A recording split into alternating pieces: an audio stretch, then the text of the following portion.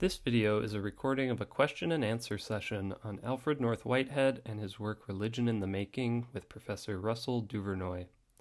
Russell is an assistant professor of philosophy at King's University College in London, Ontario, whose work draws on continental philosophy and process philosophies to engage with climate crisis and ecological conversion. He is the author of Affect and Attention After Deleuze and Whitehead, Ecological Attunement, recently published with Edinburgh University Press. Russell provides a very helpful outline of Whitehead's work and helps contextualize Religion in the Making, both within Whitehead's larger body of writings and within its historical period. Topics addressed in this Q&A include Whitehead's understanding of Buddhism and the affinity between process philosophy and Buddhism, the existential impact and importance of Whitehead's metaphysics, the relationship between creativity, God, and the eternal objects in Religion in the Making and Whitehead's other works, how Whitehead's own thought can be used to address some of the shortcomings of his privileged and naive 20th century perspective, and many others. Hope you enjoy the discussion. Here's Russell. So my name is Russell. Just call me Russell. But with regard to I'm a philosophy professor. I just started a new position in London, Ontario. So we've been here since September. I wrote a dissertation on Deleuze and Whitehead, and then I turned it into a book, and it just got published. My interest in Whitehead fluctuates, like my interest in everything, but I keep coming back to him and his work. But I come at him through the tradition of radical empiricism and William James, very much I'm attracted to the sort of turn to process as a metaphysical move. And I guess that's all I'll say right now about my interest, but I certainly come at Whitehead more through the radical empiricist side. What I thought I would do, if it's okay, I'm going to just make a few introductory remarks and then just open up to Q&A. And so I'm just going to tell you how I have this planned out. I'm going to say just a few fairly brief things about Whitehead's biography, but I do think for this text, they're relevant. And then talk a little bit about how I see this text in relation to his work as a whole. And then finally, some tensions or worries that I have, particularly about this text. This is a text where what I think of as my least favorite Whitehead is very prominent in this text, and I'll explain that at the end. Of course, that's obviously my view. So, but what I do think is relevant about Whitehead's life. So he's born in 1861, England. He's the son of the Church of England clergyman. So he's raised in a kind of traditional religious household, Victorian household, very Victorian. He has a kind of Victorian sensibility. And he's educated at Cambridge and goes straight from Cambridge to getting a position at Trinity College, which is part of Cambridge, in mathematics. So his whole life is really spent in the academy in a fairly, I don't know if I want to use the word sheltered, but I mean, that's a word he uses to describe his upbringing. So not in a like a judgy way, but just he by his own account. His work is generally divided in, and I'm more or less on board with this. So this is sort of the standard taxonomy, sort of three periods. The first period is really all in mathematics. So he works on the foundation of mathematics and symbolic logic. He writes a book with Bertrand Russell, another well-known philosopher, called Principia Mathematica. And they're looking to establish the logical foundations of mathematics. This is like sort of, top level work in mathematics. That goes roughly 1910 or so. And then he actually leaves Cambridge and takes a position in London at the Imperial College of Science and Technology.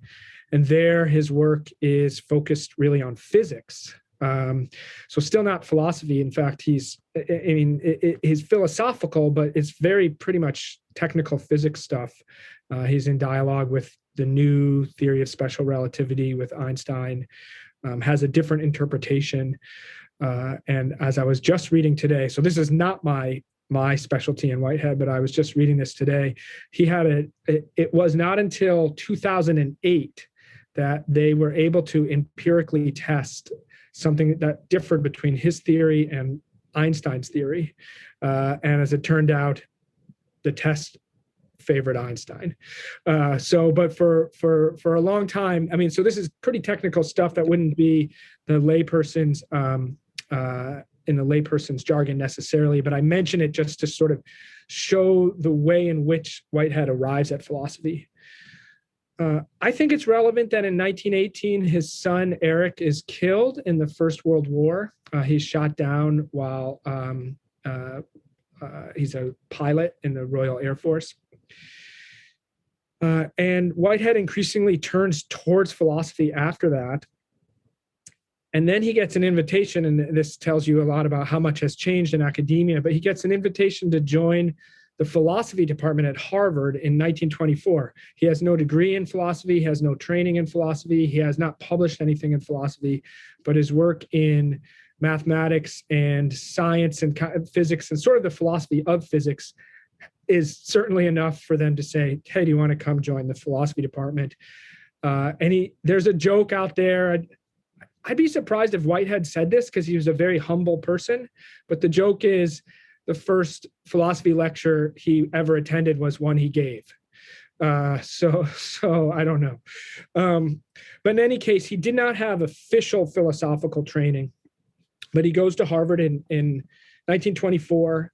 And that's when sort of the philosophical works start coming. And that's all relevant to this text that we're reading. So this text is from a series of lectures given in 1926.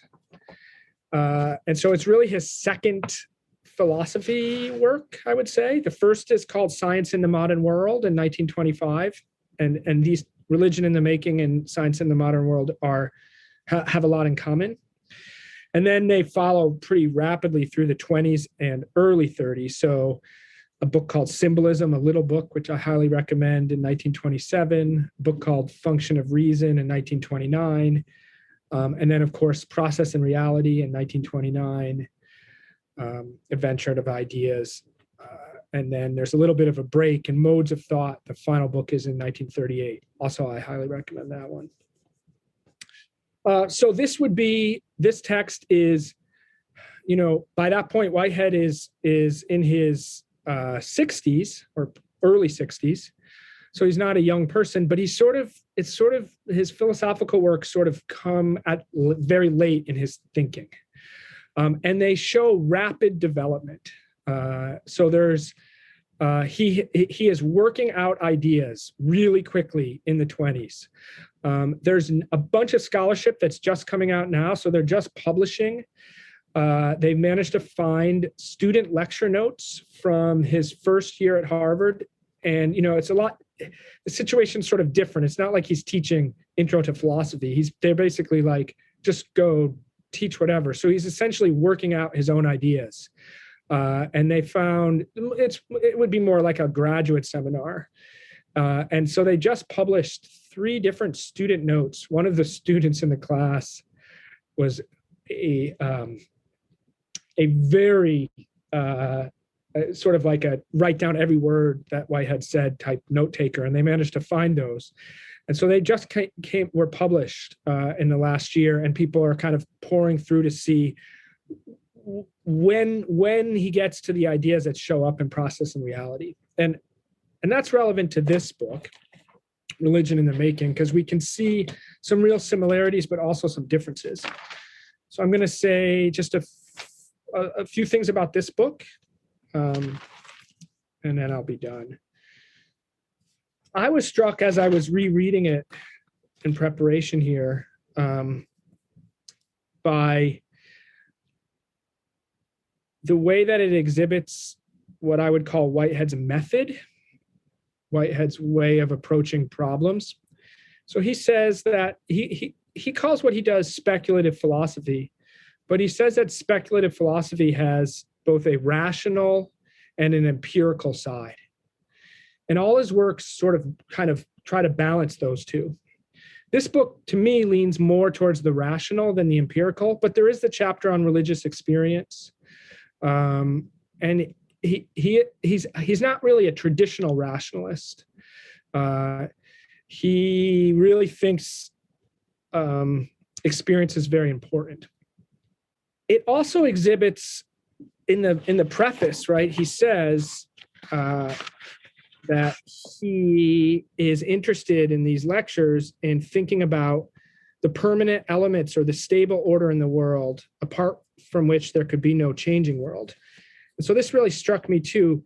In Process and Reality, he says that the complete problem of metaphysics is the elucidation of the meaning all things flow. And again, he comes back to this, the relationship between permanence and flux. This is the problem for him. And it's a religious problem, but also for him, it's a metaphysical problem. So in that sense, the way he approaches religion is quite close to the way he approaches metaphysics, right? As seeing it as an attempt by humans to make sense of this fundamental tension between permanence and change. Whitehead's method is also experimental. He thinks throughout his work really like a mathematician. So this is not always, it both generates his creativity, I think, and his novelty, his originality, but he's not, when he's doing philosophy of religion, for example, he's not exceptionally erudite in the history of religious texts, right? Particularly the Buddhist side when he says things about Buddhism, right? He's probably going off of, like a pretty,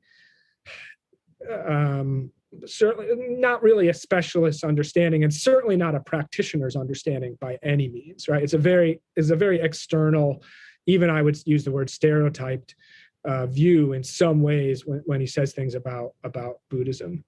That said, there are very interesting resonances between Whitehead's thought and Buddhist metaphysics, maybe more than he's aware of himself, I think. But he thinks like a mathematician insofar as he's always looking for patterns and sort of functional patterns to generalize about. And so he goes at these lectures on religion really in the same way, I think, through this problem of permanence and flux, and then what are the sort of patterns that he can identify and then generalize over. I think this text leans more towards the rational than the experiential. I was really struck reading it in relation to William James's Varieties of Religious Experience, which is certainly a text that Whitehead would have known. He revered William James. He says so many very high positive things about him. But James's approach is like a phenomenology of mystical experience. And Whitehead's is much more intellectual and rational.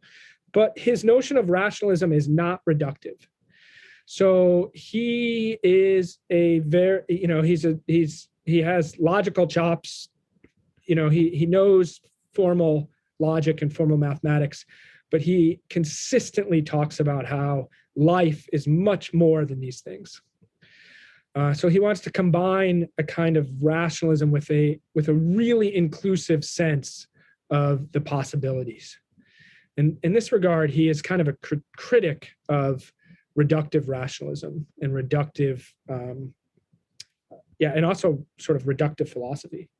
In fact, he, in his last text, but you can see it throughout his work, he gives one of these wonderful, interesting, novel distinctions between what he calls speculative philosophy, or the speculative school, and he calls it the critical school. The critical school is mostly concerned with analyzing concepts that already exist. And this is this text was in the 30s, so it's, pre-analytic philosophy, but the sense is like, there are folks who just think what we want to do is try to figure out we've already got the concepts and we're just trying to figure out the logical meaning. But what he's doing, he says, is trying to enlarge the dictionary, come up with concepts that we don't have yet. And I think we see that here in his willingness to sort of think creatively about religion. Finally, the other thing I'd say about his method or his orientation, Whitehead is really, in many respects, always doing metaphysics. He's certainly doing it in this book. And so I don't know, some of you may be aware that in the 20th century, metaphysics sort of comes under, it becomes a kind of pejorative term, right? It's like people just like when you're doing metaphysics, you're doing this armchair, a priori stuff they used to do in the 1800s. Now we have science, right? So Whitehead is not, I mean, he doesn't agree with that, I guess what I'm trying to say. So he always wants to do metaphysics, but as a kind of experimental practice, not as an absolute practice. So it's necessary to think metaphysically, but we never know for sure. In fact, he will say all philosophical systems are kind of imperfect and they're always going to be supplanted. There's no final system. Just a couple things about in this book and then I'll stop. So more specifically in this book, how does this relate to Whitehead's wider work? Well, we see that, I mean, the second half of the book really is when he starts giving this, what he calls a descriptive, a metaphysical description. And here we see themes that are throughout his philosophical works. So this notion of a relational and social universe, and by social, I don't mean like social in terms of sociology, but that things are fundamentally related and not isolated. Right, that everything happens in relational processes, and an emphasis on a creative, dynamic, processual universe, and this is contra Aristotelian logic with this sort of substance attribute. It's contra any kind of notion of an eternal or fixed order. And so both of those pretty broad themes we see here, we see in all Whitehead's books. More specifically, or in relation to this relational social metaphysics, there is, and Whitehead's always interested in this, and it appears in all his books in different ways. He changes the language from text to text, but you see the same pattern. So this relationship between universality and singularity. Here he calls it individuality or solitariness and community. So how are things uniquely themselves but nothing is separate in a certain sense. So things are both uniquely singular themselves, that individual solitary experience, which he identifies as particular to, or that is important for religion, and yet also in community, right? So this kind of dialectic is in all of his philosophical works. He then also in this book, in a much less formal and much less worked out way, but he is talking about what he will then call in Process and Reality, actual occasions or actual entities as the fundamental elements of reality. In this book, he calls them epochal occasions. He also calls them occasions of actualization, and he also calls them acts of perception. I can get into that more in the Q&A, I guess, but so it's interesting. You're like, okay, it's the same structure, but it's not as developed. And here again, they're individual. They're like these kind of elements of reality. That's not quite the right word. They're the events of reality, but they're also relational. So he says each unit has in its nature a reference to every other member of the community. Each unit is a microcosm representing in itself the entire all-inclusive universe. So in a Indra's net, kind of way of thinking about relation. He also, though, and I'm getting towards God, I'm saving God for last, although God is all over this book, of course, and I'm saving it for last. So he also gestures towards what will become the quote unquote eternal objects in Process and Reality, but here he calls them ideal forms. So reality is made up of these events, occasions, but the occasions, in a sense, I don't want to use the word participate, but are informed by ideal forms. Later, this, again, will get worked out with a much more detail in Process and Reality. Last thing I'll just say is about God. So probably most relevantly for a book on religion, the way he talks about God here. God in the way that I come at Whitehead and the way that I work with Whitehead is my sort of, I don't know if I want to say rockiest concept, but the concept that I have the most questions about in Whitehead. My reading tends to follow the reading of kind of delusion-inflected readers of Whitehead, folks who want to sort of downplay the God part. Although you can't, and there's a debate around this. Partially, it strikes me that in this book, certainly in Process and Reality, but even in this book, the way he comes at God is very much from a conceptual argument, as like this, there needs to be a God for this. There needs to be something called God for this metaphysics to be coherent. And yet he chooses to call it God. Now, in Religion in the Making, that makes a lot of sense. I mean, it's a book about religion.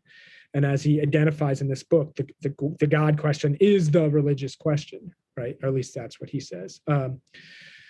By Process and Reality, it's always struck me like, what you could choose a different name, right? But anyway, he wants the name God. It strikes me that God is a kind of principle, a principle of limitation.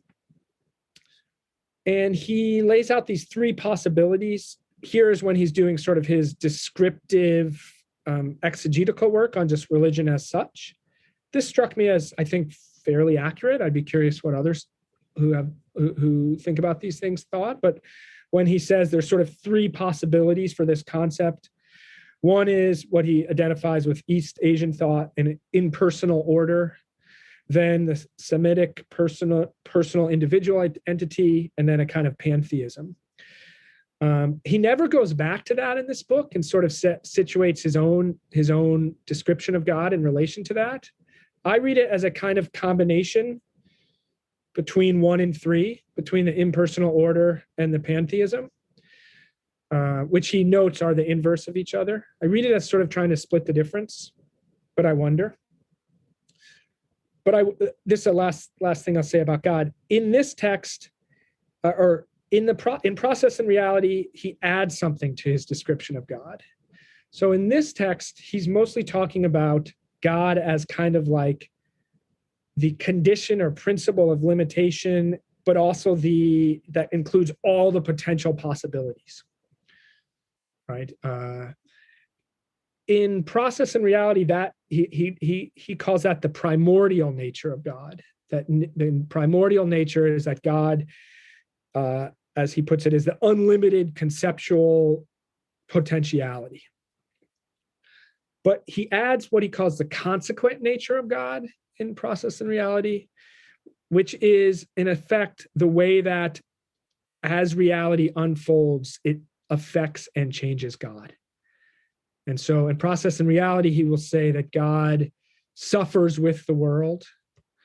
He will say that God has an infinite patience and a tender care to preserve and save so that nothing is lost, so that no event, no matter how seemingly insignificant, is meaningless, right? They all kind of inform the next set of possibilities. And I think of it, this consequent nature is almost like the reservoir, the sort of collective history of everything that has happened.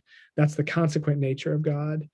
The primordial nature is the sort of set of potentialities, the infinite potentiality, but the ordered potentiality.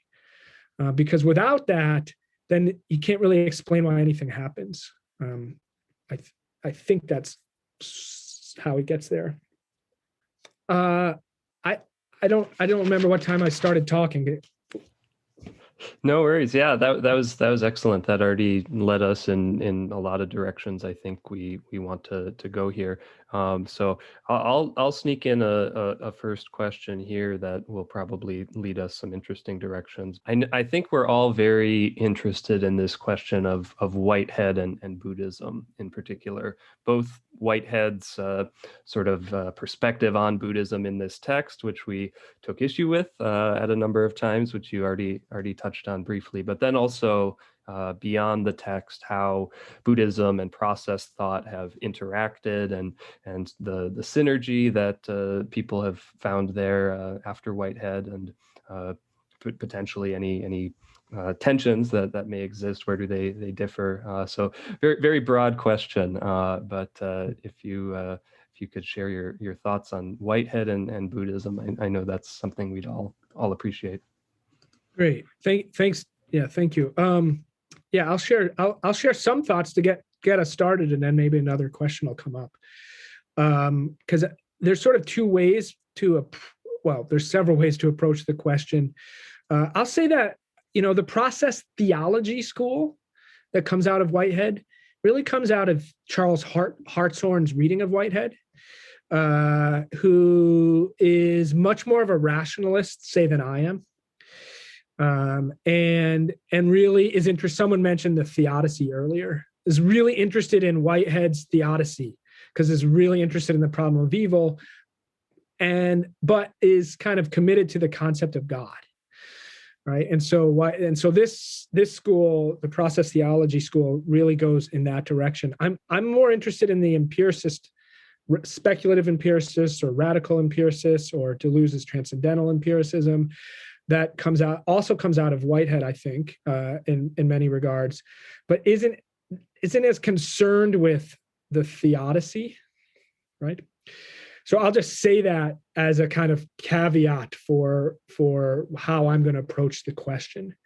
I'm really interested in the resonance, partially because a lot of commentators and Kyoto School philosophers themselves saw something in Whitehead that they thought was interesting and related to Buddhist thought.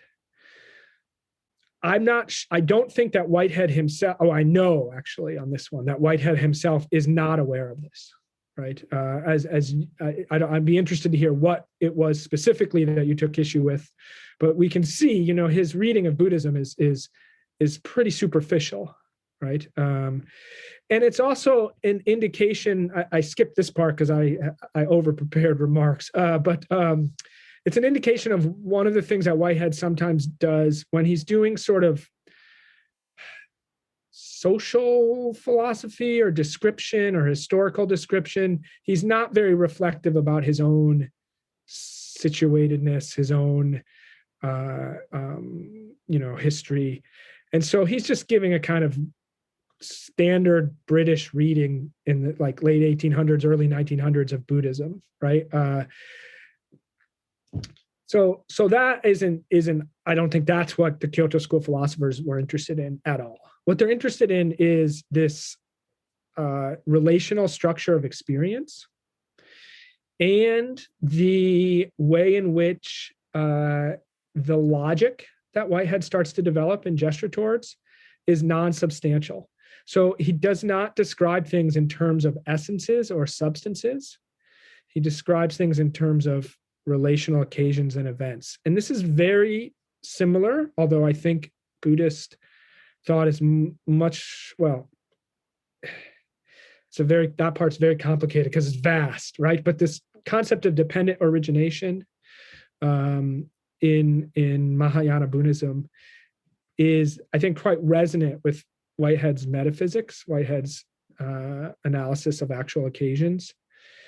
And that's something that Nishida is aware of, that Nishitani certainly is aware of, the writer that Abe is Masao Abe is the writer that writes about Whitehead and Zen and Whitehead and Mahayana Buddhism from a Buddhist perspective. And then now there's a fair amount of scholarship on Nishida and James Nishida and radical empiricism, or developing scholarship. But it's really, I think, that relational, non-substantial, non-essential metaphysics. Now, in my book, actually, I proposed a reading. The whole sort of book is about what taking Whitehead and Deleuze seriously would do to our concept of self. And I mean, I hope I was, I was aware of some Mahayana Buddhist thought and Zen thought and different East Asian thought, but I wasn't engaging it. But it seems to me that you end up in a fairly similar position in terms of the it's kind of anatma, no substantial self. Not something that Whitehead was aware of. In fact, I was really struck reading this. I know you just read Nishitani, or many of you, not all of you. I've been reading a lot of Nishida, and I was really struck reading this book, how non-existential it is, right? Whitehead will not sort of engage. He has this kind of, I mean, I love Whitehead as a thinker because he's so creative and interesting, and he has really interesting insights. But as a religious thinker, it struck me as somewhat unsatisfying because he never really questions his own implication. He never really gets to that place, which is the place that, say, Nishida, Nishitani, the Kyoto school is really good at going there. That was a little bit of a rambling answer. It's a great question. I mean, I do think the basic thing is this kind of relational structure. Right, sure thing. Brian, do you want to pop in, ask your question here? Sure. Well, I mean, there are a lot of, one question on my mind, right, is, I mean, we're using James as a reference point. Of course, he's very well known, but somewhat less known, of course, is F.H. Bradley and kind of the British tradition of post-Hegelian absolute idealism, which I think there was a little bit of exchange between Bradley and Whitehead, kind of articulating differences. But as I understand it, Bradley really kind of emphasized experience as kind of our, and there is a kind of, intuition at play here. Kind of there's some kind of access through the process of, doing metaphysics. He kind of comes upon he collapses our, kind of habitual concepts of reality, right, in a way that is very suggestive of a kind of, spiritual tradition, even though, of course, Bradley is often compared to Advaita Vedanta, including in the way that he situates his God kind of at one level down from this kind of impersonal absolute unity. And obviously, when we see how Buddhism emerged from, right, a Hindu context, it's very fascinating to see, a process theology emerging from this particular strain of idealism. So certainly, if you could say something about that, I'd be very interested in that. And the other thing, right, because you talked about, the Kyoto school, I wonder how you would, contrast their engagement with,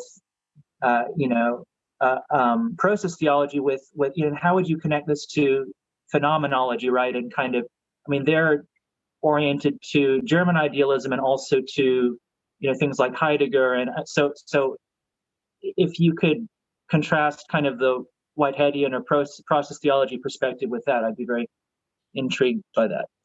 Okay. Two questions there. I'll take the one that's easier for me first, which is the second question, and then I'll talk about Bradley a little bit. Not to say that it's an easy question. I'll just, I'll say what I have to say, and then, yeah, not to go back to James, but I will slightly. The other like way of reading radical empiricism is as an proto-phenomenology. And Husserl, for example, was a reader of James's Psychology, actually, not the radical empiricist essays, but and so some, and what I'm interested in, so to go back to James, the radical empiricist impulse is this impulse to return to experience, like all empiricists, but without any preconceptions or conceptual presuppositions about what it is we find in experience. And this is where James proposes, quote unquote, pure experience, which actually Nishida works a lot with in his early career. And Husserl is interested in this too. But so phenomenology is interested in this too, right? But the difference, and this is where I see Whitehead and Buddhism having some similarities, is that James brackets the subject-object distinction, right? He says that's not in pure experience. There is no subject, there is no object. The only thing that's in pure experience is events. And this is what Whitehead is picking up on. I mean, this is one of the fundamental inspirations. Now, he also comes at it through physics, right? But the phenomenological inspiration is, okay, out of a kind of radical empiricism, turn to experience, just events. There is no subject object. That's what Nishida is interested in too, because that's non-dualist phenomenology in a sense. Husserl doesn't go there, right? Husserl keeps the logic, this fundamental logic of the subject, really, right? He's trying to get the intentional structures of subjectivity, but he's not questioning this kind of transcendental subject as the subject of having experience, right? In that sense, it's kind of Kantian, it's idealist. So I think, I know you said to not go back to James again, but for me, I do this through James, because from James, you get both phenomenology, but you also get process. And I mean, it's not just James. You can go further back. There's process elements. Leibniz has a kind of process. Schelling, arguably, Bergson, but Bergson, anyway, contemporary. But so that's what I would say in terms. I mean, I know the Kyoto school. They all go to Germany. They study with Heidegger. They go through phenomenology, but they also have this kind of deep tradition of non-dualist thought, right? And they have different relationships to Buddhism, right? And some of them are practitioners, because it's also this is what you don't get in Whitehead, right? This notion that he's sitting or something like that, or having this kind of experience, right? It's more like rational for him, but very creative. Although you do get elements. I mean Whitehead's I can't speak to what's going on in Whitehead's head exactly, right? But you don't get the sense that he's drawing on experiential meditative states or something like that. In fact, and I'm coming around to Bradley in a second. In fact, there is a lot of debate whether the actual occasions in Process and Reality are experiential at all, right? Because it could also be there's debate about this is a conceptual model, right? It's a kind of, and he's interested in modeling. And so it's a sort of different model. And yet, so there is a debate in the scholarship, like, should we be thinking of actual occasions as experiential, or they are kind of like constructive tools? It's like a model of reality, but he's not doing phenomenology. The book where he does do phenomenology is Symbolism, pretty short little book. He does a really awesome, brilliant, in my mind, reading of Hume, showing why Hume's phenomenology really was mistaken, his empiricism. And he does a kind of phenomenology of experience in Symbolism. So I recommend that if you're interested in that. The Bradley question. So I haven't worked on Bradley in any detail. I'll just say some things Whitehead says about Bradley, and then maybe see what we can do with that. So he does at, say, the beginning of Process and Reality say, my position, I end up in a place that looks very similar to Bradley, but it's not. And I think what it is the absolute idealism, right? The notion of a kind of conceptual closure. And so I was struck when you were describing Bradley, you were talking about it as experientially. That's not my sense, but through osmosis, really. I don't really have my own reading of Bradley. But through osmosis, the sense that I've gotten, and also from things that Whitehead says, is that Bradley is more thoroughgoing rationalist than he is. That Bradley operates, and I also get this through James's critique of Bradley, that Bradley operates with a kind of where logic is the final arbiter, and so he develops his metaphysics through logic, not through experience. That's my understanding. That's what James will say about Bradley. Whitehead I got my books here, so I don't know if this will help, but there's this awesome, it's hilarious.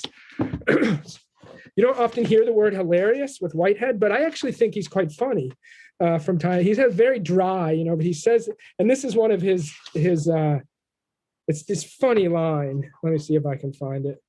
Because he's writing in relation to Bradley and Bradley's way of getting to the absolute, which Whitehead is critical of because he thinks it, here it is, good. So this is something, it's Process and Reality, page 43. This is in relation to Bradley. So these are Whitehead's words. The point to be emphasized is the insistent particularity of things experienced and of the act of experiencing. Bradley's doctrine, wolf eating lamb, as a universal qualifying the absolute. So this is, I don't know Bradley well enough, but what he's saying is when this event, wolf eating lamb, is a kind of universal that qualifies this absolute.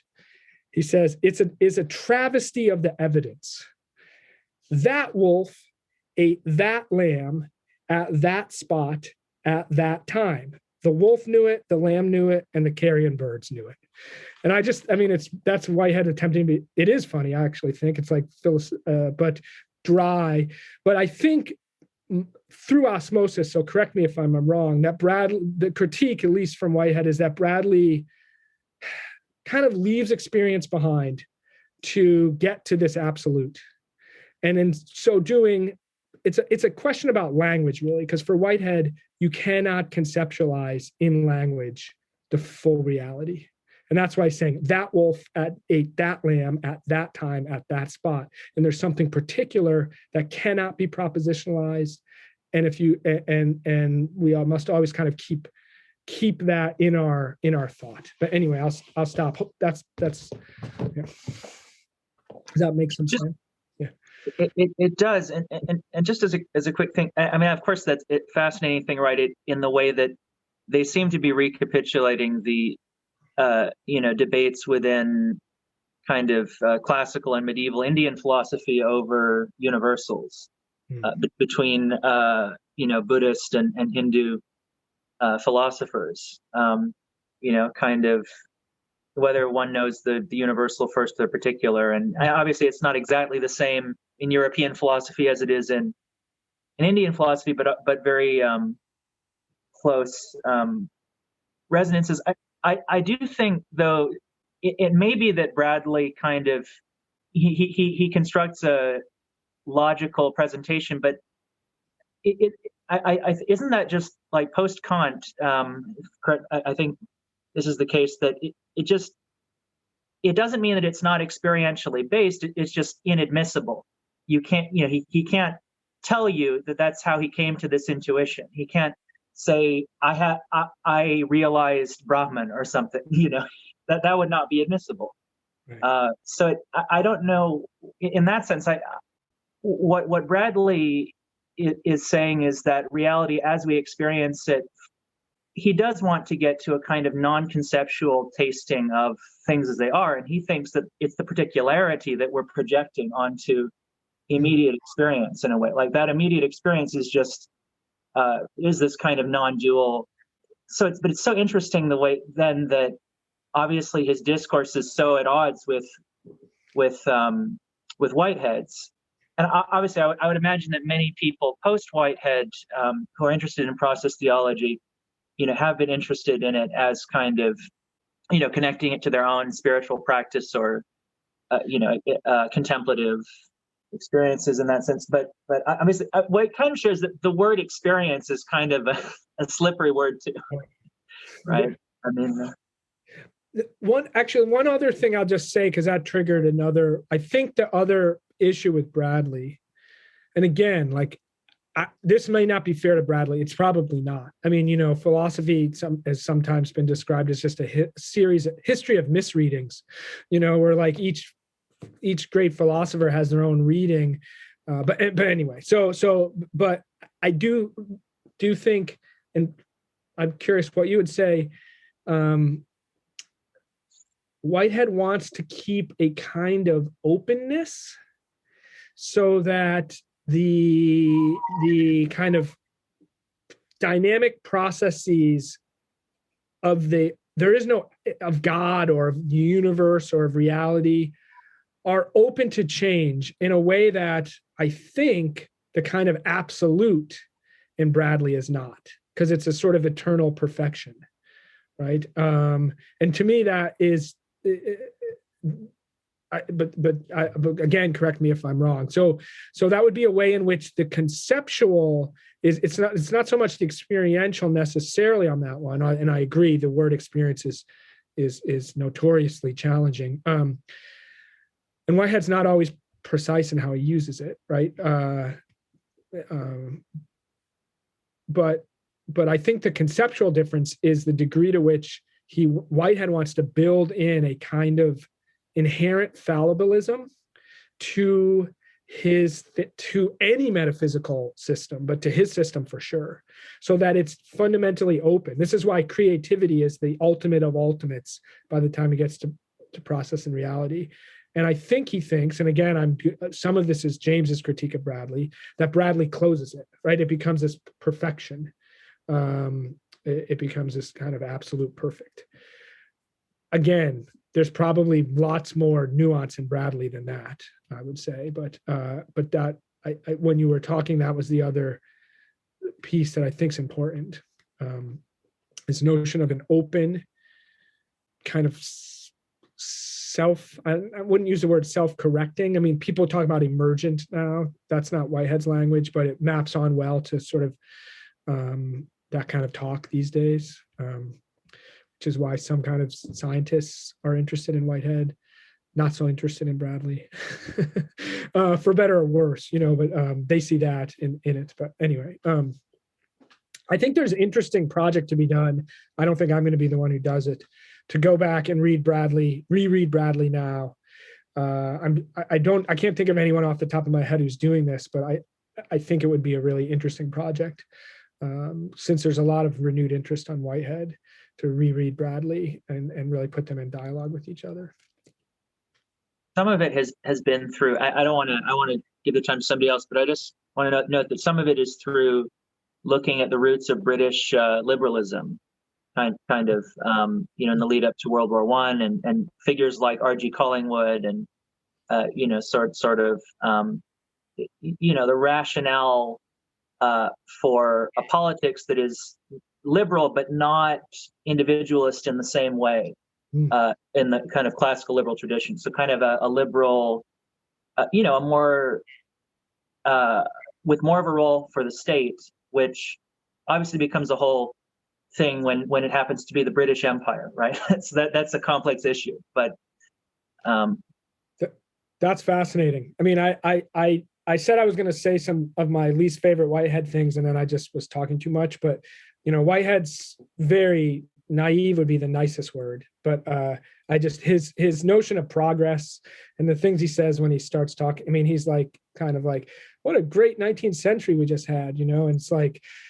Anyway, so not where I go for reading, but that's just like, come on. But anyway, we can come back to that. But I see another hand. So that's kind of getting back to what you said about like with the absolute and Bradley being more closed, and Whitehead aiming towards like an openness alternative. I've kind of been stuck this whole time getting a good read on like what the character of subjectivity kind of is to Whitehead in an experiential sense, kind of. The way he lays it out as like the pursuit of like religion in this book, but then as it culminates at the end of his metaphysic, almost seems to be kind of like, yeah, like Zen awakening, like non-self, like the degree of permeation of all like entities and evaluative experience. But then I think too, how we like earlier we were talking about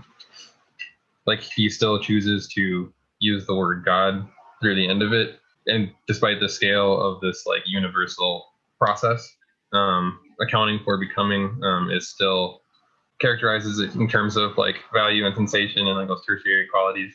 And so I just, in light of all the things that you're just talking about, have been trying to kind of piece together like what he's aiming to accomplish in terms of like value and then like that aesthetic sensation, like with his metaphysic, like considering all those things.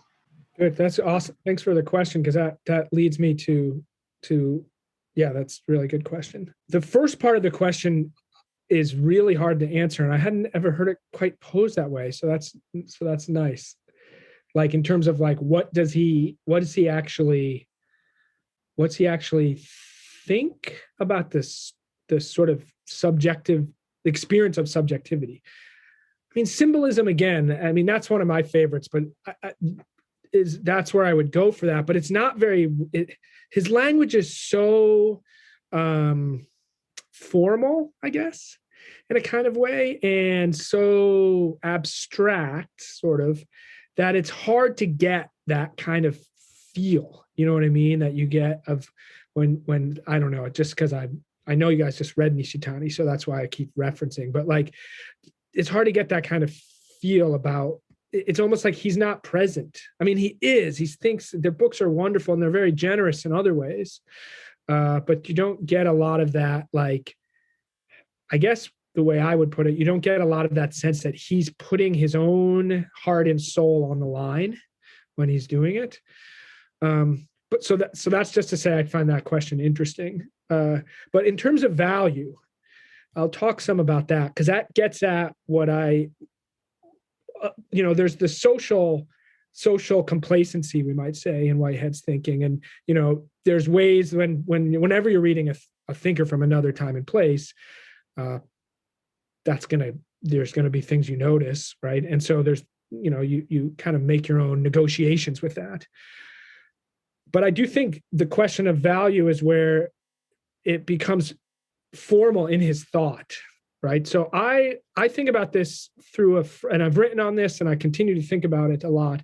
I think about it and I had to put some notes down about it. I'll just reference Deleuze. I know you guys aren't reading Deleuze, but Deleuze identifies what he calls the beautiful soul as the greatest danger he calls it a philosophy of difference, but it's a processual philosophy of difference. And the beautiful soul is the person who sees differences everywhere, but appeals to them only as respectable, reconcilable, federative. He says it's like a justice of peace on the battlefield. It's like someone who sort of sees all the differences, but thinks, oh, it's all harmonious, right? It's all harmonious. It's all redeemed in God, for example, right? All this apparent conflict or apparent difference, it's all redeemed.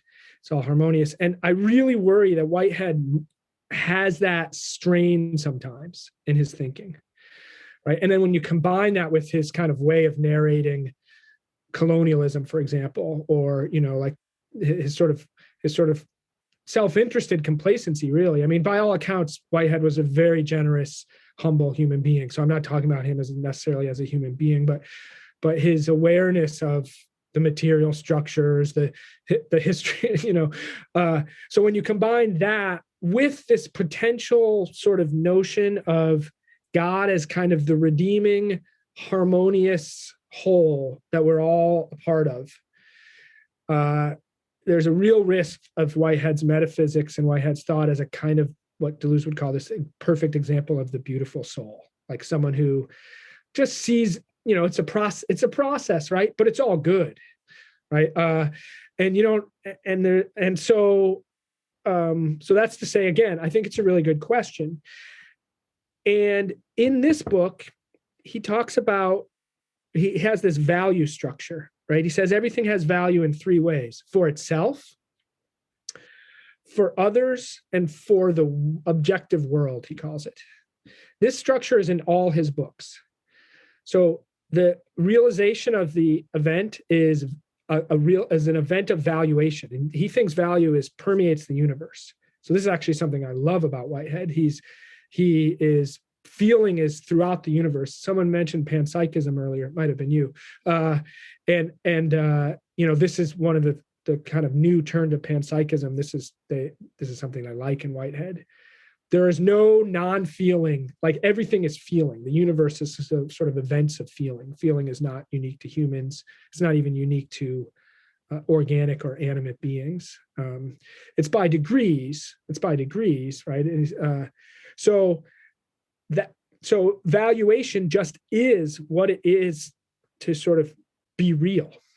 Any event of reality is a kind of event of valuation, not from a human perspective, but just that's built into his metaphysics, and it appears in all these different ways. So, but that just is what it is, as he puts it, the value for self. So if we think of that psychologically, he doesn't mean it psychologically, but you can, just to make it intuitive, it's just like whatever experience you're having right now just is what it is, and the feeling of it just is what it is, and that in a sense is absolute. But it is also then contributes to a kind of feeling for others, or expression for others, or event for others. And then that contributes to the whole. And that structure is in all of his books. And so the process theologians like this a lot. There's a book called, what's it called? I think it's called The Ethics of Beauty. I'm not sure. It's by Brian Henning. Who works with Whitehead, and says, Whitehead says basically that the point, or the goal of reality is the production of beauty. And so any ethics for him comes out of aesthetics. He says that in this book sort of too, about God and aesthetic order, right? Also something that is really awesome on one level, but that's precisely where the beautiful soul problem comes in. And so I write about this a lot, because if we're talking about the beautiful whole, right? Like, okay, this whole it's ordered teleologically to produce beauty at this level of the whole. Well, who has an experience of the whole, right? So I worry about this a lot, because that kind of logic has been used to just, people who are not the whole, they have a perspective. And Whitehead should know better, because he's a very perspectivist in his but like, just to me, it makes me so nervous when anyone starts talking about the beauty or harmony of the whole, justifying, oh, well, this is part of a process towards this. To me, that's the logic of manifest destiny or something like that, right? So I'm really worried about that, and I think I don't think Whitehead is sufficiently critical of the way he sets that up. On the other hand, I think his thought has resources for it, because he never says anything like intensity, harmony, and beauty we can judge those from our limited perspective, right? We're always from a limited perspective, where we don't have access to that whole. So he posits it conceptually, because the system needs it in a sense, but I don't think he's suggesting that we somehow can aspire to experientially realize this like oneness with this whole, right? That would be the beautiful soul. That would be, and so does that make some sense as an answer to your question? I want to pass it to Connor, but I just have one quick clarification about it. So is that when he's talking about like a complete fact with like the mental and physical wholes, like humans in their consciousness would be to the degree of mental, say that they'd form their own kind of in that sense, but then I guess what was he saying, like that kind of value or subjectivity is outside of what ours is, you know what I mean, as a elemental facet of like all beings and occasions. are you trying to pin down like what's if there's something special about humans for Whitehead? Kind of, just because it's like the only mode of like value we like. It's our mode of value, you know what I mean? But then it's like, what is it to try to make a metaphysic that then builds it into like a universal substrate if we can't account it? This is actually one reason why people have been really into Whitehead lately. It's certainly one thing that I find really attractive in his thought. It's non-humanist. It is humans are just are not. I mean, they're not. He says, they have a certain level of consciousness, but it's not unique to humans. His logic is not either or. It's not a strict either or, right? There's a certain degree of consciousness that is pervasive in all events. Right now, I didn't say that very well. There is a consciousness is part of all events, but it's at different levels and degrees. So it's not that humans have consciousness, right? One. The other thing too, and this is something that also I'm very interested in Whitehead, and I think it's one of the reasons why he's been sort of turned to lately. A human is a kind of society for Whitehead, a human being. He has this concept of society. It's a formal concept, and really any macro level thing that we identify as is what he would call a society. So it's like a pattern of occasions. This is also actually quite close, I think, to Mahayana Buddhism in some ways. It's just a pattern, or he calls a route of inheritance. It's just a pattern of feelings that relatively cohere together, but are always in sort of the borders of them are not discrete. And that pattern he uses to describe everything.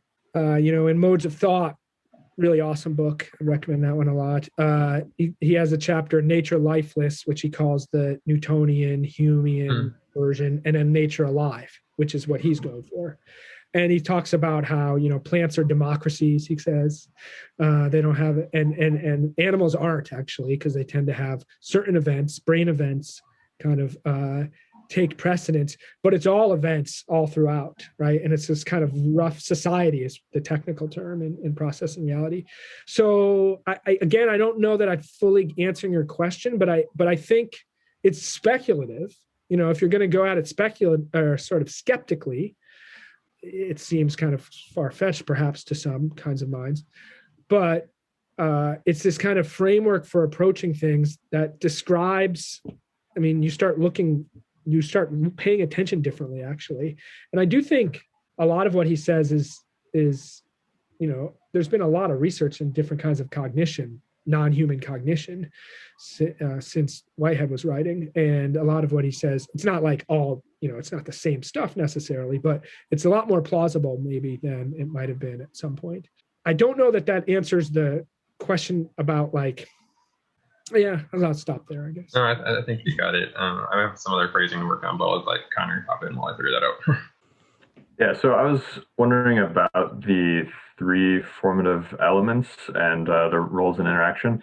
I know you said creativity is the ultimate of ultimates by the time of process and reality, and that was kind of relevant to my main question, which is what would Whitehead's answer be to the ontological question? There was another guy in our group that was wondering that, of why there's something rather than nothing. Would creativity be the origin of everything even prior to God and the ideal forms, or would the three of them in some sense be kind of similar to a Trinitarian theology where there's a gestalt of all three that existed at the beginning as well? And then I had questions about the other two aspects individually, but I guess I could start with that one. Yeah, it's a good question. These are all awesome questions. It's fun.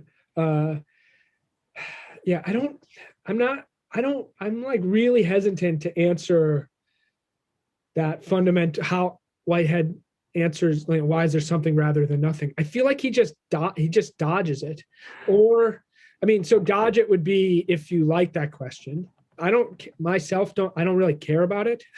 I don't that much either, but I was curious. There's another guy who's wondering. Yeah. Bergson is really good on that. I think he just says it's a pseudo question. It's not a real question. He says, if you, it's just, but but I don't, I mean, that's not necessarily fair for me to just quip that, but I don't think that Whitehead, like, he calls Process and Reality an essay in cosmology, but it's very much not an origin story, right? It's very much not like how, and which to me actually is another resonance with some strands of Buddhism, right? It's just kind of like, it's this is like maybe like too much of a buzzword, but like it's non-linear, it's holistic, blah, blah, blah. That's, it's a buzzword, but it is actually how Whitehead is.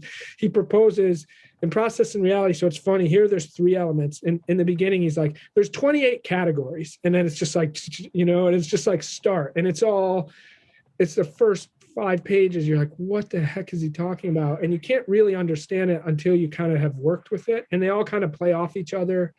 And it's this, but yeah, he never sort of says this is why things started or why. I mean, this book, I thought he was getting the closest to that, because he was sort of saying like, God's the reason why there's order, God is the reason why there's coherence, I think is maybe a better word, that the processes are coherent in some way.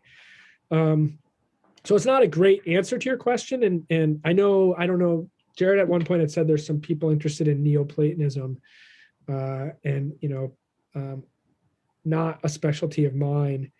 That question, like why? I don't know. I just don't see Whitehead taking that on too much. But he does, I guess, another way. He does just posit creativity as, he doesn't give an argument. He just sort of says creativity. It's as I said, the ultimate of ultimates. Is that fair? I don't know. I've always been really attracted to that myself, and I find it sort of intuitive, but it's not clear to me that I guess I'd say in that regard, Whitehead, another reason why his metaphysics is a little different than the kind of metaphysics that gets critiqued in the 20th century, is he manages to evade, he's not really a foundationalist. He doesn't really say it all starts with this first proposition or this, the cogito, or he's not really seeking foundations. He's much more of this kind of like coherentist. I mean, I don't really know. And then when you combine that with the things he says about models and stuff, right? He's sort of like, this is just a model, right? He calls it an essay. It's just I'm just doing this descriptive thing. It's just one, and in our epoch, right? And then he's like, there'll be other epochs when we're in what he calls the electromagnetic epoch, right? This comes out of his background in physics. He's like, currently, this is the way humans describe reality, but there'll be other ways in the future. And he's trying to like generalize at this very abstract level to say, well, what would all the ways have in common in a sense? But then he, comes up with all these neologisms and this sort of thing. I didn't answer your question, I guess, but that's the best I can do. If you wanted to ask about the other, you guys probably have I have a really old edition of this book, but those formative elements, he's got, 1 is the creativity, 2 is the realm of ideal entities or forms, which are in themselves not actual. So that's what later becomes eternal objects. That's where people see Platonism, but it's it's a kind of Platonism, but it's somewhat different. And then 3 is the actual but non-temporal entity. So this is very different than other books, which he's going to call God, whereby the indetermination of mere creativity is transmuted into a determinate freedom. Yeah, he really tones that down in Process and Reality. He really, I don't know. Okay, so I was, may not be the case in that book then, but in this one, it almost seemed like for someone like Charles Hartshorne, for example, could argue that like the creativity could be compared to, say, like the formless void in the Genesis narrative in many traditions, and then God would be like the demiurge who shapes it into value. Because it seems like in some sense creativity is the ontological absolute, whereas God in this book is like the moral or value absolute. So I was just throwing that out there. And then regarding the eternal objects, I was wondering, like, are they infinite in number, and it sounds like they existed as potentiality from the beginning of existence. But I'm wondering like what their function is, because it seems like their role is more similar to like Aristotle's idea of the forms rather than Plato, like they don't exist in and of themselves. But if they do have a role, I'm wondering what it is, because I thought the primordial nature of God you mentioned in this talk sets the ordered possibilities, which it seems like maybe that would have been their role. So I'm not sure what their role is. The Trinitarian question is really interesting. Yeah, I'll just say that. You do see that structure. Definitely Whitehead the Whitehead that I think of as the Whitehead of Process and Reality is really going to trouble God as demiurge. That's not really going to work, I don't think. The eternal object, so also very challenging and tricky for a reader like me who is interested in more the empiricist side, right? Because whenever we talk about eternal potentials, but here's what I'll say in terms of they're really interesting. They're actually very interesting. So they're described as having a kind of relational structure themselves. One of the examples Whitehead gives at one point is color. So like if everything is events, yet certain aspects, certain things repeat, like how can we have any coherence or identify anything? And that is what the role that eternal objects is sort of playing. So like blue, the patch of blue, right? Blue, he has this in Concept of Nature, he has like the blue on the jacket, the blue in the ocean, the blue in the sky. Those are all different events. Like they're all, those are all perceptual events like that I was perceiving, right? He's not saying that. And yet there's something the same about them. And it's this, he'll use the word blue, not that he knows, he's a physicist. He knows that he's not talking about like blueness as like more of like a platonic, but that there is some way in which the potentialities of reality repeat, which he calls eternal objects. And they ingress, that's the technical word he uses by the time he gets to process reality, by degrees in different ways. So every actual occasion is he calls it a decision. It's a decision of relation to all the other actual occasions, and it's an ingression of eternal objects. And the ingression is in different degrees of intensity, such that they kind of limit one another, perhaps, right? If there's so to me here's where I read this aspect of Whitehead sort of through Deleuze, because he has a similar actual virtual, but there's no God, right? And there's certainly no objects because nothing's static, but it's almost just like the if we want to talk physically, it's not only going to be physical, but the potential energy, that does sound like Aristotle, doesn't it? That informs events in ways that repeat. So for me, the reason why he needs eternal objects is because if we're going to have creativity be the ultimate of ultimates, then everything could just always be new, right? And yet not our experience is that actually for the most part, novelty is pretty rare. Right. And he's really interested in novelty and how that's possible. And so he says, the ingression of an internal object into experience is never total and complete. It's not a one-to-one, right? Which is why I think it's different than at least a sort of simplistic Platonism. I don't know about Plato, but and in a sense, you can't even really say what the eternal objects are. This is where it's very much like a mathematical construction. It's like they have to be there informing, ingressing into experience in different degrees. And then we can notice like patterns that repeat through that. So that for me, they play this, not just for me, actually, this is pretty standard. They play the role of explaining stability in a creative universe, right?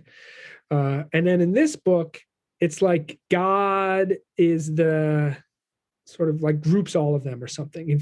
It's kind of like the set of all of the eternal objects with all of the degrees and all of the potentials that we can never realize. And what I mean by that is that we can never know, just from a human perspective. So the the reason why the empiricist side comes in, so for example, Jean Val, who's a French reader of Whitehead, who I work with a lot because he's the person who introduces Whitehead to Deleuze. And he says, we don't know anything about eternal objects just from thinking. The only way that we figure them out is through adventuring and experience, is the language he uses, right? Because you just don't know what's going to happen if you, he uses physical examples like turn up the heat. And here, I mean, like, past what you usually experience. When does the body, like these are the kinds of, there's some eternal physical structure, or more than just physical for him, metaphysical set of potentials, but we don't know what they are. We don't know where the thresholds are. We don't know what's going to happen. We can't do that rationally. And that's where it's this sort of still this empiricist side. Like, does that make some sense? Right. So they're not just like blueness or, bigness or the different forms. And those are all kind of cheesy examples, but sometimes triangleness or circleness or these kinds of things in I should say in Platonism. In fact, he rarely names what eternal objects are. He just describes them as necessary. Right. That's helpful. That makes sense. I'm just wondering if whether you'd say they're infinite in number, or maybe you'd say we can't know if they are, and that maybe God just sets the ones that we end up experiencing for the reason that they have some degree of harmony to actualize occasions or something. Yeah, I mean, it seems that I don't know about the infinite number part. He describes them as having this structure of multiplicities in process and reality, but then he has a really technical, he's drawing on he doesn't just mean a lot.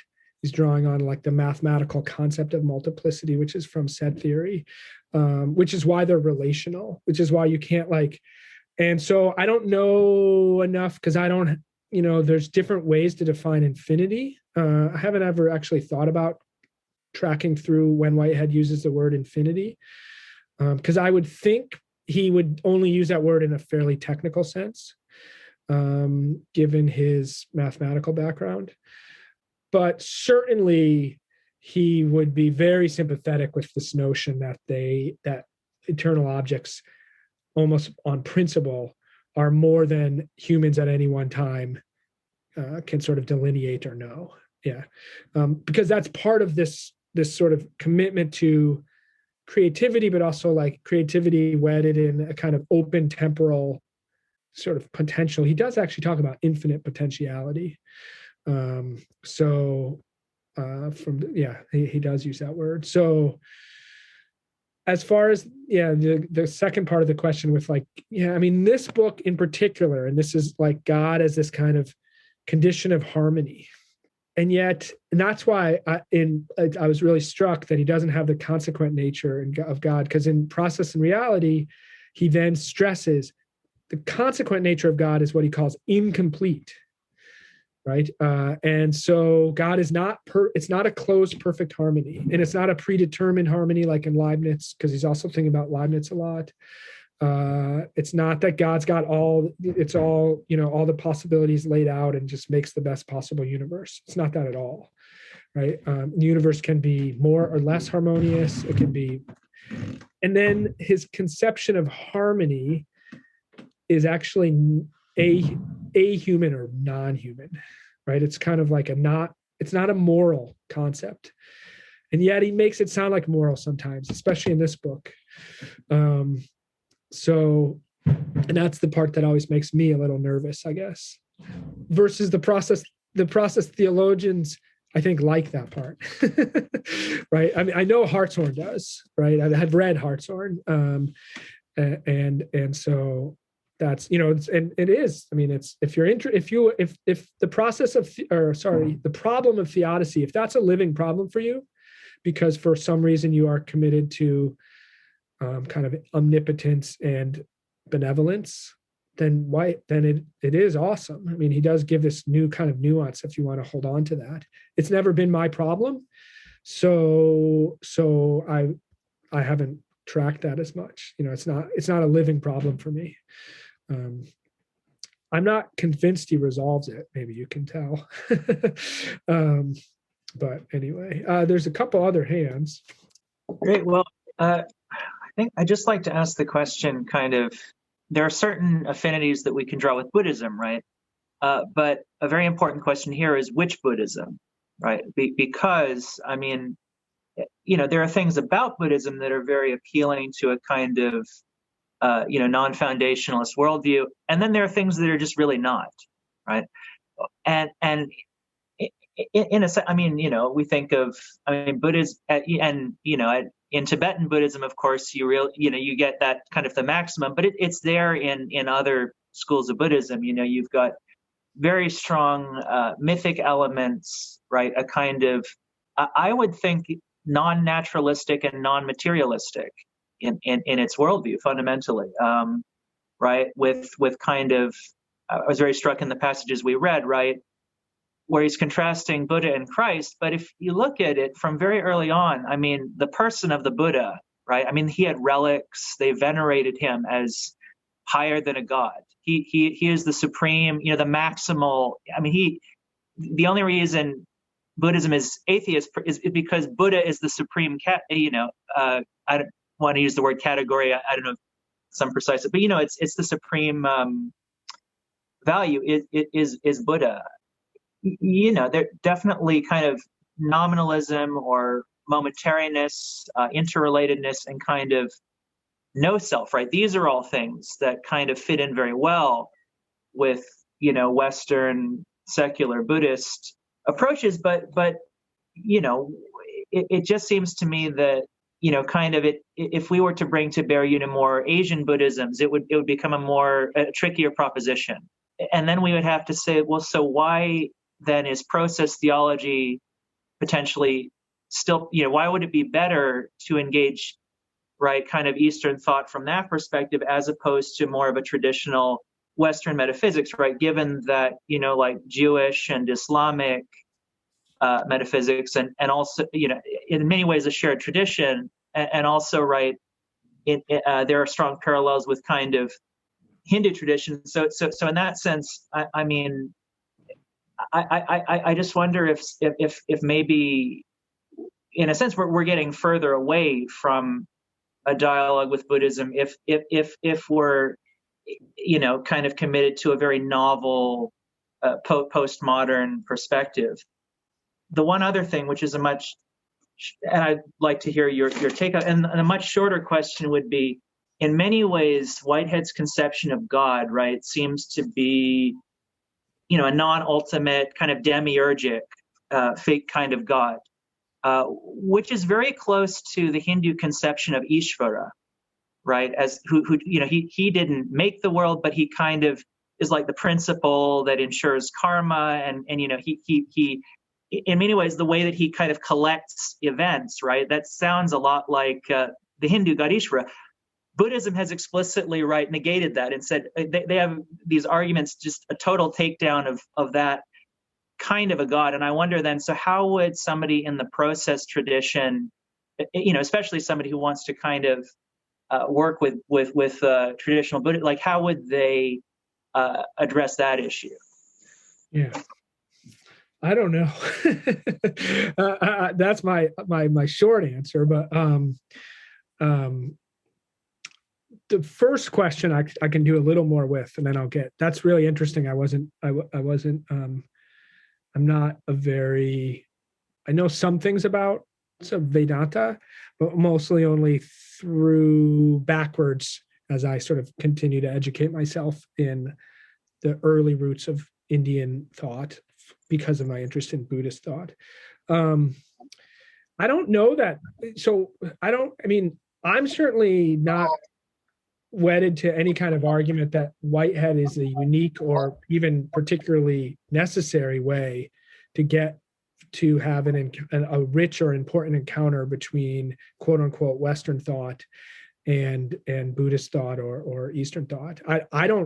It's actually not, I kind of am responding to the way, and I think you put it well, the sort of the things you identified for sort of Western Buddhists. the sort of non-foundationalism, the non-dualism, the event relational ontology, and these sorts of things. And so then they see that it can be seen in Whitehead too. And so, but I guess what I think about more is that, one, and then two, my reading of Buddhism, or what I'm aware of, both sort of is more out of the Zen tradition, which to me is less about Buddha as a kind of God, right? For lack of a better term, and is maybe actually, I mean, I don't think naturalist is the right language, because it's certainly not. I'm not sure what naturalism means. I know in the academy it sort of stands in for science. You're scientific, right, or something. But I don't even really know. I mean, certainly I am always struck by, it is a phenomenon in Western. Again, I use that word with a fair amount of scare quotes, but like the last 20 years, all these books have been like Buddhism and science, Buddhism and cognitive science. And it's always like, well, if you actually read the text, there's like all sorts of, there's, I mean, different degrees of esoteric traditions, all sorts of mystical practice. I mean, I'm not that interested when people are just say, well, that's all metaphors. It's like, okay, come on. But so I don't know. I kind of would agree with you. I'm not really convinced Whitehead is like the great connector on this. And yet I do find it interesting that the Kyoto School philosophers were interested in Whitehead, right? So that's more my interest. It's like, oh, they were interested because they saw, oh, here's a kind of metaphysics that's similar. It's not the same. But I think the more interesting question to me, or like when I think about this, is like, it goes back to this question of value. I mean, and also practices. So Whitehead writes this book, Religion in the Making, and it's like, I'm going to talk about how's he put the rational justifications available for different doctrines. He doesn't talk at all about practices. And by that, I mean like how practices inform our lives or our consciousness. To me, that's more of an actual religious question. And he doesn't really talk about things like compassion or grace or care, those kinds of, I think, traditional religious values, but that are crucial, and that maybe do get inflected differently in the different traditions. So I don't see Whitehead. I mean, I like Whitehead. I've worked on Whitehead. I'll continue to, but I don't see him as really this kind of rich thinker for doing comparative spirituality or comparative religion in a robust sense. I see him really as a metaphysician who, because he works against the tradition, against the dominant assumptions of the Western tradition, that's interesting to people. And so then when they see resonances, they're like, oh, interesting. Because he certainly didn't get there through an engagement with Indian thought or Buddhist. He absolutely did not. You can see from this book, he's not really, he doesn't have much of an engagement. So that's just kind of interesting. We're like, whoa, there's this, it's a similar, right? So I guess that's what I would say about that. There's this book that someone just sent me. I haven't read it yet. It was published in the 70s by Dr. Anil Kumar Sarkar, called Whitehead's Four Principles from West-East Perspectives. And he seems to have, I read the preface, a specialty in early Indian. So I have to read this, and it sounds like you might be interested in it too, but it's not a very common book. Anyway, I see there's a whole row of hands here. Yeah, let's pop to Andrew since we're running low on time and he hasn't had a chance yet. And Micah, we'll get to your question if we have time. So my question then, so based on this metaphysic of occasions, my question is, as we progress through time towards the end of his universe, does Whitehead's God become progressively less free? Does it become more constrained? That's an interesting question. That's good, and it's quite logical. I think the answer is no. God doesn't become less free or more constrained, but the world or actuality has different limitations and conditions. So the primordial nature of God, which is always there, it's not like it's not linear. It's not like primordial nature of God was at the beginning and now we just have consequent. It's always both, right? So, and he says the primordial nature of God is always with the world. So in a sense, that kind of infinite reservoir of potentials and possibilities don't get shut down as sort of different conditions or limitations happen. So God does not get less free. I can actually pretty much definitively say that. I mean, I heard you use the word eschatology, which is kind of a newer research interest of mine. But I don't think I have anything that insightful to say. I'm just I haven't thought of Whitehead in that context. I mean, I think he would fundamentally just deny the whole structure of eschatology, right? That there is an end time and end point. I think to go further into this question really requires us to get a lot more technical into actually how he works with space and time, because time is actually a creation of these occasions. So it's not that there is a kind of that time itself, time itself is produced by this actual occasion structure. And there are different metrics for measuring it. He's actually really interested in measurement. And so, well, another way that this inflects experientially that I think is interesting socially and historically, just because an event has happened or an actual occasion has happened, and in that sense, he calls it immortal, eternal, whatever it passes on or whatever sort of the way that it's inflected in the next series. And again, I'm talking about it with the language I have. It's a little misleading. Doesn't necessarily exhaust even its potential. So there's always the possibility that some event or occasion will kind of change the past, if this makes sense, by shifting what it was there. So it's not making up something new, but like by making us more, here to use a psychological example, but to me it's relevant to thinking about just sort of social history, by changing the narration of the past. By casting the past into a new light. Yes, casting the past into a new light. And you know, it's very intuitive in one level, but on another level for Whitehead, it's also like there is a restraint to that insofar as you can't just make up. I mean, you can sort of, but like there is something real that happened, right? So he's not just a radical postmodern construct. You know, he's not just saying it's all just made up. I don't know that anyone really says that, but there is a kind of restraint. There is the events really, there is reality to them, but even the potential of actual occasions is not necessarily exhausted.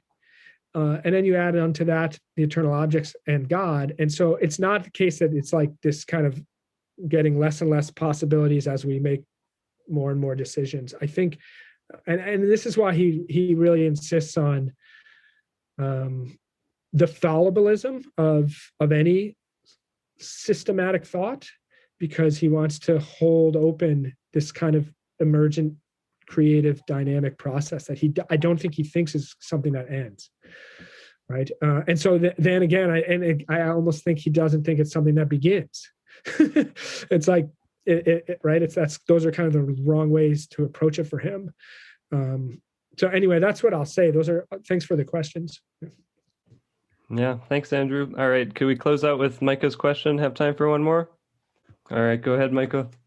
So like I don't know how technical it might need to like be, but so I'm just thinking after listening to everyone talking. It's like, so we look at like the complex like ontology that his metaphysics can get involved in, like perished objects, prehension, like concrescence, the eternal objects, and all like the relational necessities. And so this is also kind of in line with like conversation and process thought in terms of like how it relates to Buddhism or like any other tradition for that matter. But it's like I can see how in terms of his perspective, like in this book, for dogma, in this book, Religion in the Making, and like what you're saying about like fallibility, kind of like I can see how his metaphysic at the end of all this is, or like speculative empiricism is kind of like more accurate, or less susceptible to certain fallacies, at least in the sense that it can like account for and therefore afford like broader scale and depth to the world. And I can see the validity of like his critique of like more like positivist and material accountings for things, and that they like lend themselves toward like the bifurcation of nature and like a subject object internal external kind of gap, and then in their own regard then kind of become predisposed to like inconsistency and evil in Whitehead's sense. But so I'm still kind of confused though, like at the end of all of this, what is added to like our experience and its unique subjectivity, kind of just that it's ours, by his like ability to have accounted for meaning, as far as like the implication of what his metaphysic actually like does. It kind of like to me almost seems like it serves as like a science with like the purpose of making meaning actual, but like considering the scale of the universe, and like this is acknowledging that God, being immanent, is like invested and like towards beingness for our being as well in our occasions. But if we weren't, being would still be in like a larger scale until it wasn't, or however. But so it's like it's hard for me to see what Whitehead's achievement does beyond just affirming like meaning is meaningful for us, and what the consequent pragmatic of like value being that inherent leaves us with. Good. I like that. That's another awesome question. What an awesome group. Well, I've always hated it when people do this, and yet I'm about to do it. I mean, this is the question is close to my heart, and I'm going to say this is what I kind of wrote the book I wrote about. So I'll just sort of sketch my thesis, right? Which is not, this is kind of my reading of Whitehead, but I think he taking his metaphysics seriously, not just Whitehead, but changes our attitude towards attention, because what we pay attention to becomes part of the constitution of reality. So it makes us more responsible in a certain sense. I mean, it doesn't make us more responsible. What I mean is, if you were to take this seriously, you are not just a passive receiver of a reality that's already made up in advance. You are part of the dynamic unfolding of reality that is open and susceptible to different qualitative outcomes that are not preordained to be harmonious or good or whatever way we want to value them, but that your attentive role, and I think and here again, what you attend to is part of this process of constitution of reality. So for me, I mean, so I like your question a lot because it's also a question that I read philosophy for, sort of, right? Like the so what? Like, I mean, I like metaphysics a lot, but I'm not a traditional metaphysician in the sense of, I want to get the right metaphysics. I'm a pragmatist in the sense of like, what difference do different metaphysical assumptions make, or metaphysical systems? What do they do to experience? So that's one of the things. The other is the way in which, I mean, you already kind of glossed it. In his context, I think Whitehead's work in exposing some of the inconsistencies in science, in the scientism, is really important and continues to be important. And it's a different context now because it's even more it's very complicated, because we also have a politicized attack on science that is, so it's very complicated, right? But to just sort of he was never he's not a simplistic anti-science thinker. He's like, but he wants better science, richer science that is more attentive to the complexity of reality, that is less, but that also doesn't punt the value question, right? So in the sense, doesn't presume, well, I'm just doing, neutral observation. There's always, you're implicated. in the process of whatever investigation you're doing. And then the third thing for me is that taking his conception of feeling seriously shifts a little bit, I think, and then the social concept, the society conception, both of self, but this kind of Russian doll structure that he's got. It's all like societies and societies, and molecules are societies, he calls them. Electrons, he even calls society. So taking that seriously has effects, I think, in how you conceptualize your feelings and your affective experience.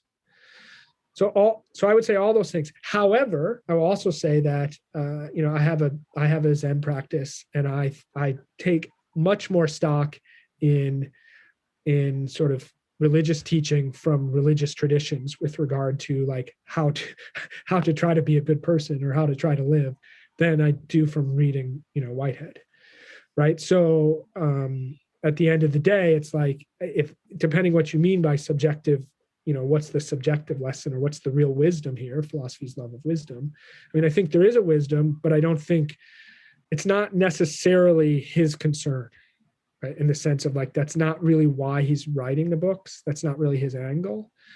And yet I do think for the reasons I just said, especially about paying attention, which is sort of what you pay attention to, how you pay attention, how you attend. I mean, he has this awesome line in Concept of Nature where he basically defines nature in terms of something that has unlimited complexity, that you can always, the more attention you pay, the more complex it gets. And he loves that, right?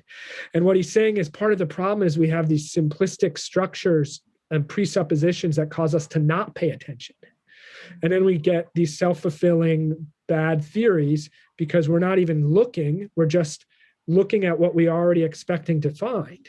And he says the motto of any natural philosopher should be seek simplicity and mistrust it, right? You can always see more, you can always learn more, and the complexity of nature in a sense is unending. I love that. I think it's intensely beautiful. To me, it seems true. It seems to lend yourself for certain sort of poetic modes of being I mean, Whitehead's got a weird poetics. Let's just put it that way. Like he doesn't strike us as like, he's very kind of, British mathematician, but there is a kind of, so that's how I would answer those questions. And that is kind of my interest and angle in the book. I mean, I bring Deleuze into it a lot too, but.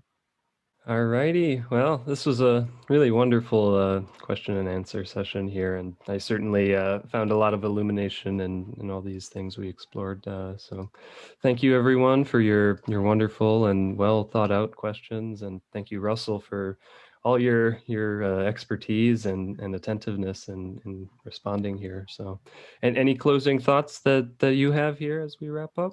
Yeah. Just thanks a lot. Those are awesome questions, and I don't really teach Whitehead right now in my current situation. So it's fun to get such awesome engagement, and what a cool group. Well, yeah, thanks a lot for having me, and everyone stay safe. All right. Good to see everyone. Talk to you all soon, and have a wonderful evening.